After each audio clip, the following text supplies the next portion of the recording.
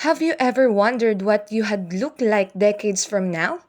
In this tutorial, I'll show you how to instantly transform your face into an old age using CapCut Mobile.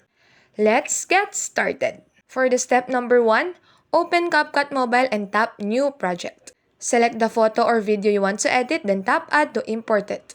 From the bottom toolbar, tap Effects, then select Body Effects. Find the Roll section at the top of the selection. Browse through the available categories until you find the old age effect.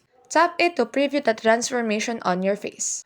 Once you're happy with the result, tap the check mark to apply it. Drag the edges to make the effect longer or shorter.